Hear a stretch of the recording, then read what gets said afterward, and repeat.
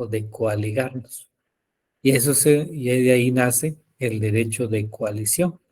Y ese derecho de coalición no es más que la unión de varios trabajadores en defensa de los intereses comunes. Ese es el derecho de coalición. Entonces, esas eran las generalidades y son estas las que están dentro de este tema de clase. Y entonces entendemos que es el derecho de coalición y entonces para entrar a la coalición de los trabajadores. Y como definición tenemos esta de que es el acuerdo temporal de un grupo de trabajadores o patronos para la defensa de sus intereses comunes. Insisto, es el acuerdo temporal de un grupo de trabajadores o patronos para la defensa de sus intereses comunes. La naturaleza jurídica es pública. En este caso, pues no hay manera de entender de qué otra forma puede ser, dado que la naturaleza jurídica es dada directamente por la intervención propia del Estado para regular estos aspectos o defender el derecho de coalición de los trabajadores. Eso es entonces el derecho de coaligarnos. ¿Cuáles son las características del derecho de la coalición de los trabajadores? ¿Cuáles son esas características? Una, que es temporal. Dos, que no requiere un registro. Y no requiere, dado que no hay un procedimiento para registrar, o si lo hubiera, más que un aviso a la Inspección General de Trabajo, que no incide más que ser un aviso. Nada más aviso. No hay registro. Y no lo requiere también, porque se está haciendo valer un derecho intrínseco de los trabajadores. Por supuesto que esta coalición tiene el propósito de la defensa de los intereses comunes. Eso significa que va a buscar todo el interés que los trabajadores tengan en común y esa es la actividad por la cual va a poder subsistir una coalición de trabajadores. Es decir, un grupo de trabajadores X tiene algún deseo, por ejemplo, tener un aumento. Muy bien, entonces se constituyen para la defensa de ese interés común, que es un aumento. Para eso se constituye. Consejo o comité ad hoc constituido con no más de 3 trabajadores. En la otra clase estaba tan cansado y entonces yo leía con más de 3 trabajadores, pero mi cerebro me decía, no, estás mal, ¿verdad? Estás mal. Y que si era mi vista la que ya estaba cansada. Y yo a ellos les leía con más de 3 trabajadores, pero es que no coincide lo que estoy diciendo, y pensando y leyendo, y me doy cuenta que estaba leyendo más.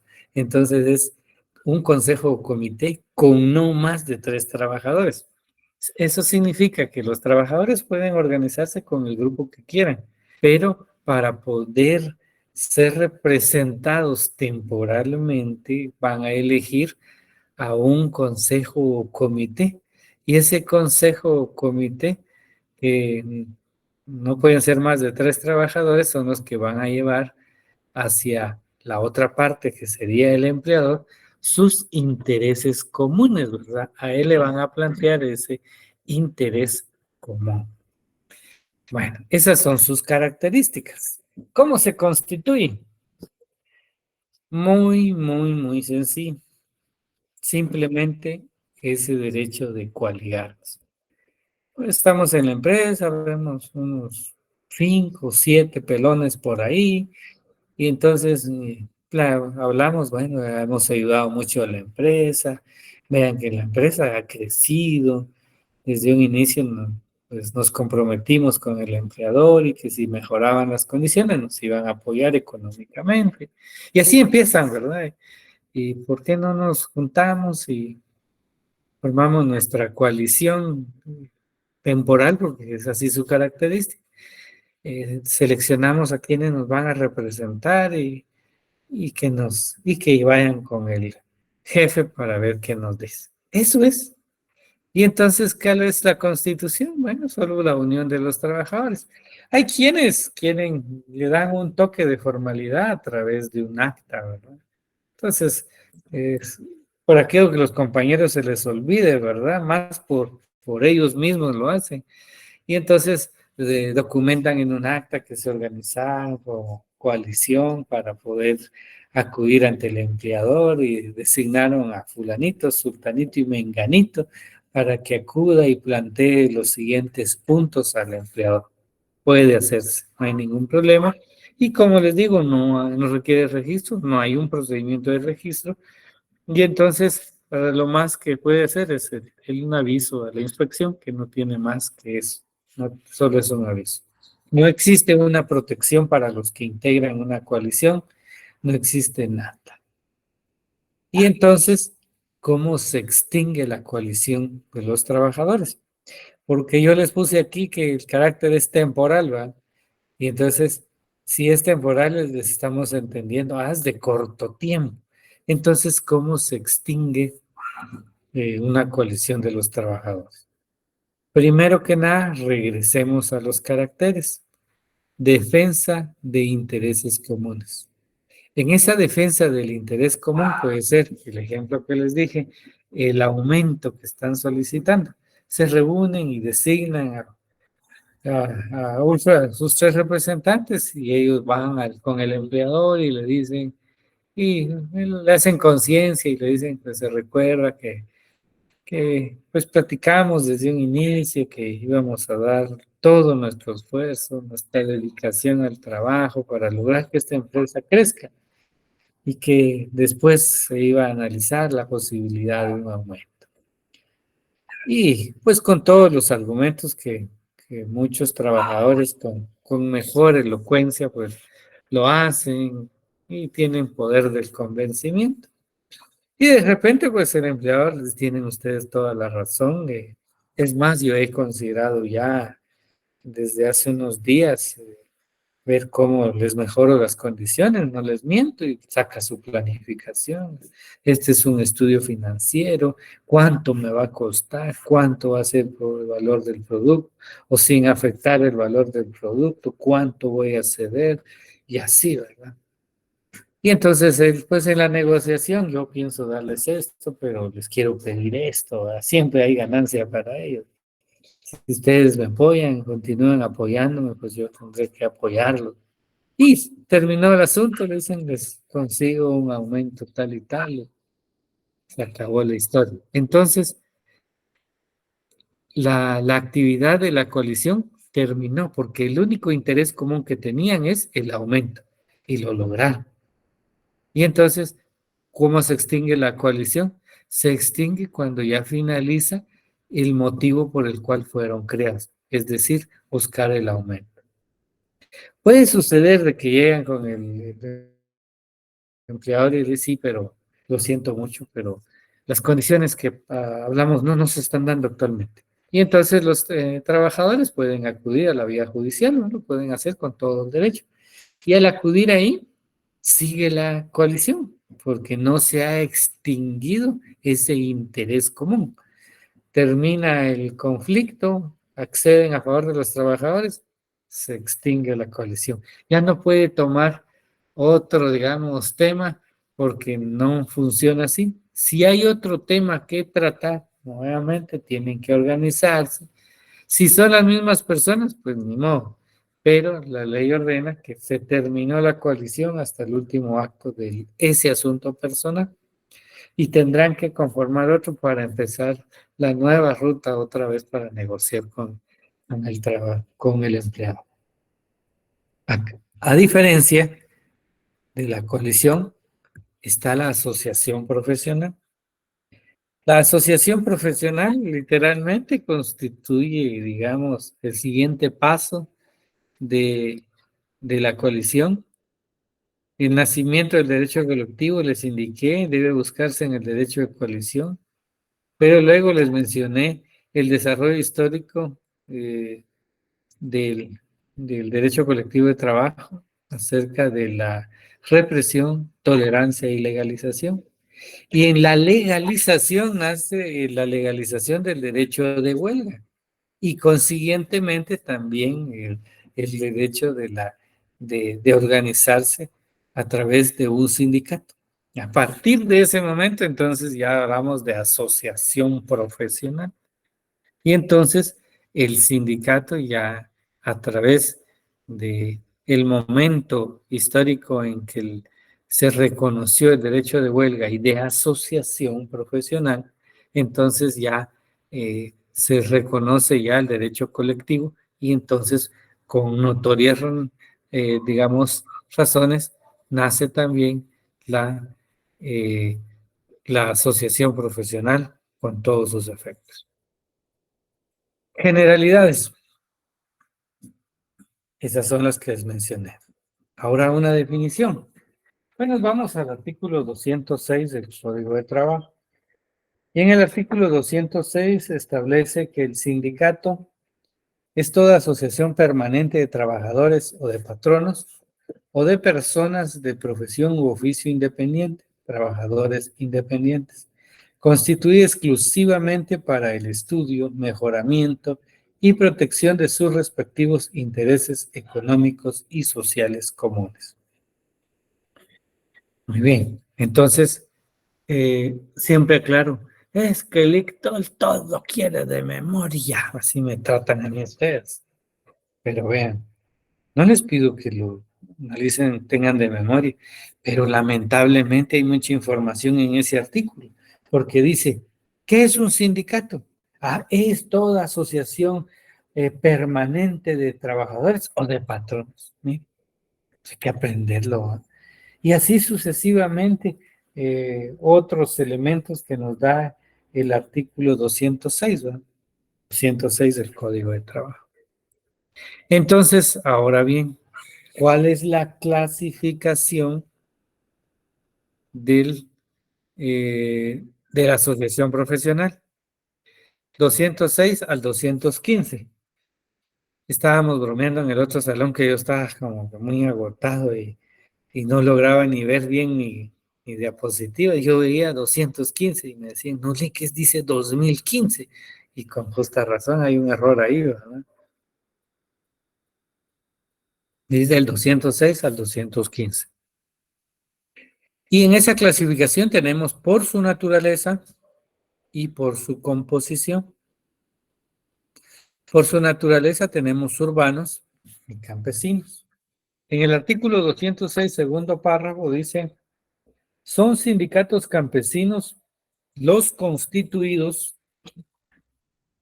por trabajadores campesinos o patronos de empresas agrícolas o ganaderas, o personas de profesión o oficio independiente cuyas actividades laborales se desarrollan en el campo agrícola o ganadero. Clarísimo, ¿verdad? Y son sindicatos urbanos los no comprendidos en la definición del párrafo anterior. Se ahorraron el speech. Entonces regresemos otra vez. Son sindicatos campesinos constituidos por trabajadores campesinos o por patronos de empresas agrícolas o ganaderas o personas de profesión u oficio independiente, cuyas actividades y labores se desarrollan en el campo agrícola o ganadero. Esos son los campesinos. Y los urbanos, los que están fuera de todo ese contexto, ¿verdad? Bueno, así lo dice la ley. Por su composición, está de empresa que se conforma por trabajadores de distintas profesiones u oficios. Pueden ser abogados, arquitectos, médicos, ingenieros, maestros de obra, cualquier cosa. Eso se llama un sindicato de empresa. Tenemos los gremiales. Son esos sindicatos que se conforman con profesiones u oficios iguales. Es decir, pueden ser la profesión del sindicato de abogados, sindicato de ingenieros, el sindicato de docentes, ¿verdad? Que es el Ministerio de Educación está establecido, ese es un sindicato gremial, ¿verdad? Sindicato de docentes. Tenemos el de industria, que es de trabajadores de una misma industria. Eso significa que cuando hablamos de industria puede ser que por ejemplo, hablemos, no se me ocurre, empresa de vidrio, pienso yo, pueden haber no solo un dueño, pueden haber varios dueños, ¿verdad? Y entonces va a resultar que eh, pueden construir un sindicato que trascienda a otras empresas, pero la clave es que sean de la misma industria. Y entonces el sindicato va a representar al grupo de trabajadores, no de una empresa, sino pueden ser de dos o de tres, siempre y cuando eh, integren la misma industria. Y esa es un sindicato por industria. Principios de las organizaciones sindicales. No son muchas. Alguna de estas, como la libertad sindical, la vamos a repetir más adelante, porque es fundamental eso. Y entonces tenemos que el primero, como principio fundamental de la organización sindical, está la libertad sindical. La libertad sindical se conoce como una libertad positiva y una libertad negativa. Y la libertad positiva significa del derecho que tenemos todos los trabajadores de poder pertenecer a una organización sindical, de integrar parte de su comité ejecutivo. La libertad sindical negativa significa el derecho que tengo de apartarme, de desafiliarme de una organización sindical. Pero esa libertad sindical también trasciende porque al momento de mencionarles la libertad, pues ya implica que ya el sindicato debe de actuar también con plena libertad en, en sus facultades, ¿verdad? En su propósito ante cualquier entidad privada o del Estado. Esa es la libertad absoluta que tiene. La exclusividad, que alguien me puede decir, ¿para qué fue constituido, para qué se constituye una organización sindical?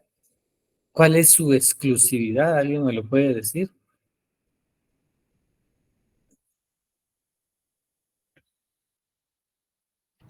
¿Y qué es la defensa de los derechos de los trabajadores? La defensa de los derechos de los trabajadores. Fundamento legal.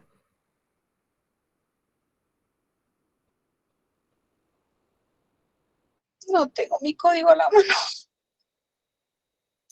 mano. Anótenmela ahí, le voy a poner un demérito. Así es en los colegios, ¿verdad? A ver, ¿quién más le ayuda?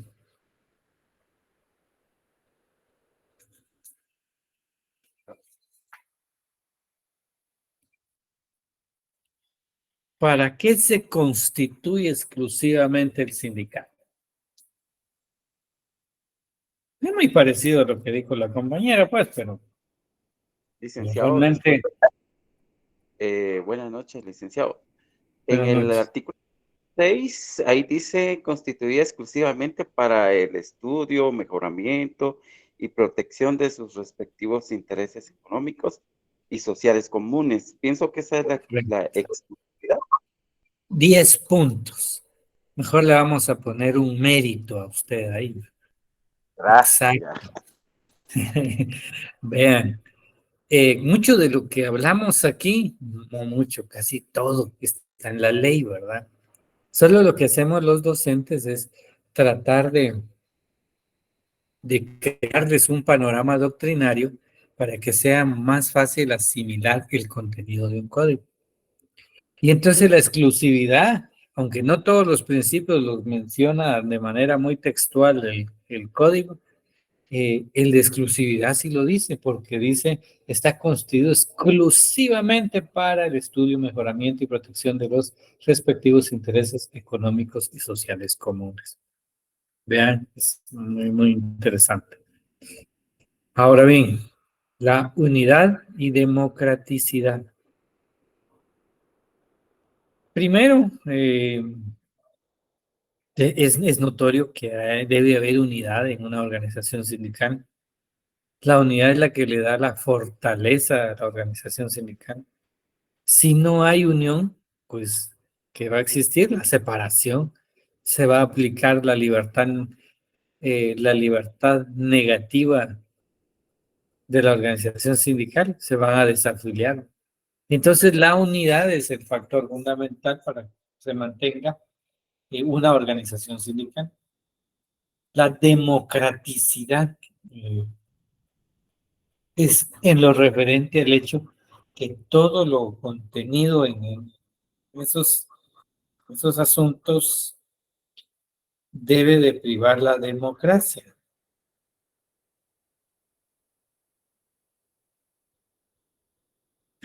Es decir,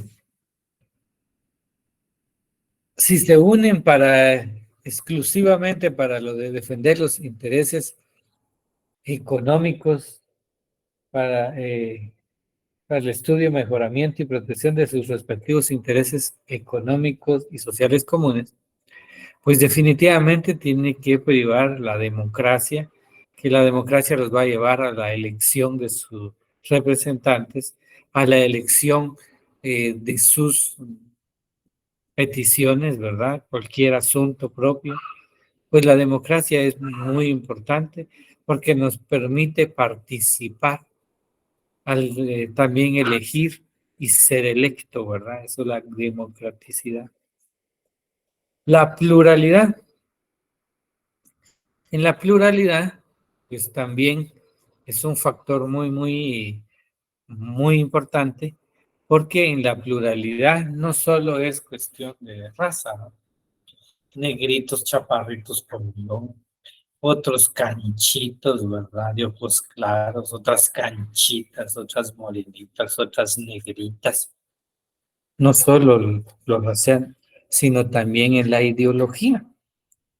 Porque ahorita está de moda hablar de ideologías políticas, ¿verdad? Y entonces hay ideologías, cada quien puede llevar su propia ideología. Y no por llevar la ideología de cierta forma, le van a impedir el ingreso a una organización sindical, sino que a eso se debe la pluralidad, el respeto a la ideología que tenga cada trabajador y como consecuencia, pues respetarla y permitir que participe en una organización sindical. Y la capacidad lo da el hecho del reconocimiento de su personalidad. Es decir, la organización sindical al momento en eh, que es inscrita en el registro público de sindicatos, adquiere vida propia y se convierte en una persona jurídica. Por supuesto, es un ente ficticio, por eso es persona jurídica. Pero el reconocimiento de su personalidad, pues definitivamente le da ese carácter de ser una persona jurídica. Y su personería, a través de su personería, puede ejercer esa capacidad para defender los intereses de los trabajadores. ¿Y cuáles pueden ser esos? ¿Y cuáles son esos intereses? ¿Qué tipo de intereses son?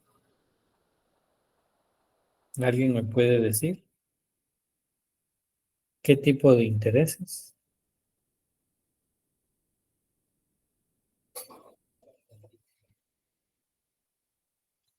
Correcto, económicos y sociales comunes. Y entonces esa es la capacidad que le da, que tiene la organización sindical y que se deriva del reconocimiento de su personalidad.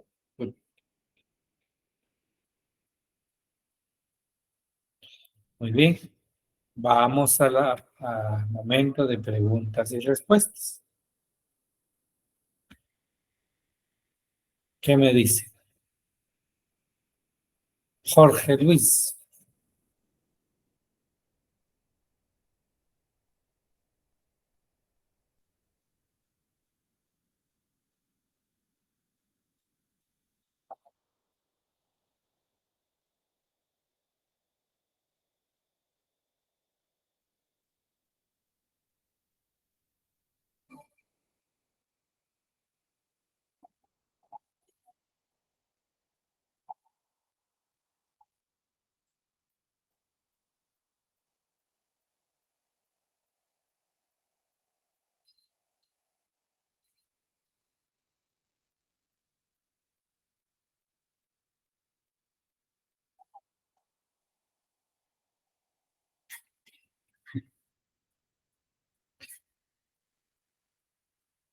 Vean, puede que tenga razón, es un comentario válido, ¿ah? Pero técnicamente la organización se constituye literalmente, como dice aquí, para el estudio, el mejoramiento y la protección de sus respectivos intereses económicos y sociales comunes.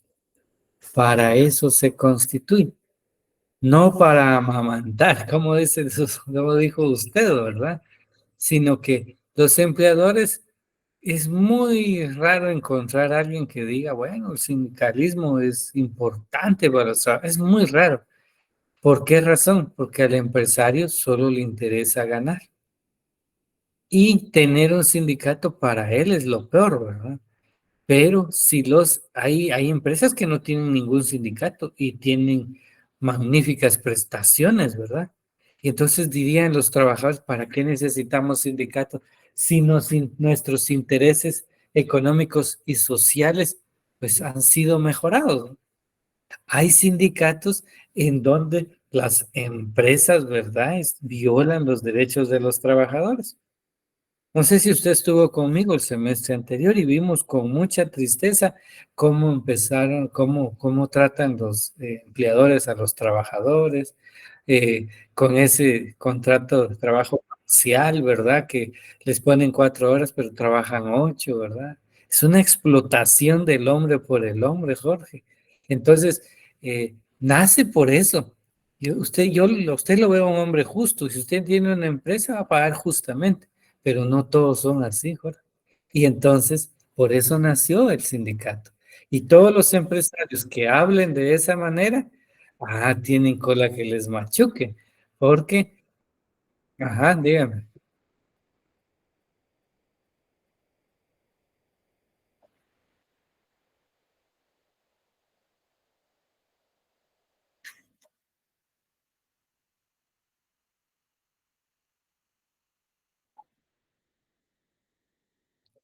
vean, tiene poder el sindicato, tiene poder, y es fuerte. Si no, le pongo el ejemplo del sindicato de maestros en el magisterio. Ese es un poder bárbaro, tienen poder, pueden llegar a tener el poder que quieran, pero todo depende cómo, cómo se negocia con ellos.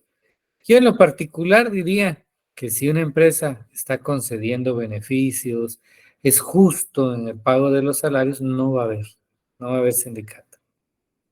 Pero si es injusto, el trabajador se cansa y pelea, exige. Y ahí es donde pues se van a decir es que solo es para levantar huevones y que al final de cuentas empiezan a tener descansos semanales para ejercer la actividad sindical, ya no trabajan un día a la semana más, de casualidad solo los viernes no trabajan, y eso le empieza a molestar al empleador. Hagamos bien las cosas. En una empresa donde todos son justos, donde el empleador es justo, se van a dar cuenta los trabajadores que es innecesario. Y si hay un grupito que es malintencionado, no los van a apoyar. Es un comentario personal. ¿Alguien más? Lick, una pregunta. En ese caso, podríamos decir que la asociación, ¿verdad? En este caso, eh, podría llegarse a tener el control absoluto de la empresa. No, no es posible eso. Eso sí no, porque Siempre tienen un solo límite, ¿verdad? tiene un límite. El dueño, el empleador es el empleador, es el dueño de todo. Lo único que persigue la organización sindical es esa defensa, igualar los derechos, no económicamente, ¿verdad? Sino que equilibrar esa balanza para que sea una relación lo más parecida o lo más justa posible, ¿verdad? Una relación asimétrica, porque uno tiene el poder económico y el otro puede llegar a tener otro tipo de poder como ese alcance que han tenido algunas organizaciones sindicales para hacer presión. Sí he escuchado que dicen que hacen quebrar a las empresas. Y puede ser porque, por ejemplo, supe de la Goodyear aquí en Guatemala, que al final se fue a Costa Rica. No sé si fue exactamente por la organización sindical que se fueron de nuestro país o que las condiciones económicas, creo que está en Costa Rica, son más beneficiosas para ellos que nuestro país, ¿verdad? Al final de cuentas, el empleador no le va a interesar sus trabajadores, sino que le va a interesar la economía. Y entonces, pues dicen, quebraron a la empresa, pero esta migró. Y así han sido otras, ¿verdad? Se declaran a veces en quiebra. Entiendo, Lick. Gracias. Ujú. Luis, Contenti. Buenas noches, Lick. Una pregunta. En el caso de los gremiales, por ejemplo, el GRENAT, que es el gremial de minas y canteras aquí en Guatemala, ¿cómo qué tipo de injerencia pueden tener ellos en las políticas estatales para forzar eh, la producción o la explotación de ciertos minerales? Porque tengo entendido que hay una mina, creo que es Mina Escobal se llama, en Santa Rosa, que no tuvo el proceso de consulta, pero como que esa mina se unió a este Grenat para intentar forzar al Estado y así poder continuar con la explotación. Hay que separar, Luis, digamos, la trayectoria, el enfoque y la capacidad que tienen las dos partes. Una mina va a buscar la explotación minera. Entonces, si va a buscar la explotación minera, va a utilizar posiblemente el sindicato para poder lograr su cometido. Pero el sindicato está destinado a la búsqueda de esas mejoras económicas y sociales nada más. Es decir, que su negocio es con el dueño de la mina, no con el Estado, ¿verdad? Entonces, eh, a- a- posiblemente apoyen al empleador, que es distinto, pero el negocio no es con el Estado, es con el empleador, con el concesionario de esa mina. Ah, bueno, gracias, Lick. Bueno, ¿alguien más?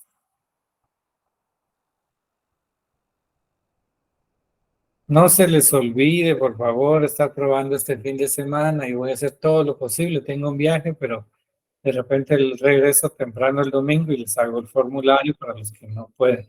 Pero tienen que ingresar, por favor, sin faltar, por favor. Está bien, Sí, licenciado. Claro licenciado, que sí, Lick. estamos intentando, a mí me sale, no se puede automatricular y no entiendo por qué me sale eso. Porque su correo seguramente no lo reconoció el sistema, posiblemente. Entonces, Y pues sí es Gmail. algún problema interno ahí. Pues ya aprobó, entonces para primero Dios para el lunes les voy a trasladar ya el formulario. Muchísimas gracias. Muy bien. Bueno, no habiendo nada más que hacer constar, el día de hoy damos por concluida esta clase. Reciben, bueno, Gracias, Lick. Feliz noche. Feliz Feliz noche, Lick. noche, Feliz semana. buenas Feliz noches. noche. Gracias. Hasta luego.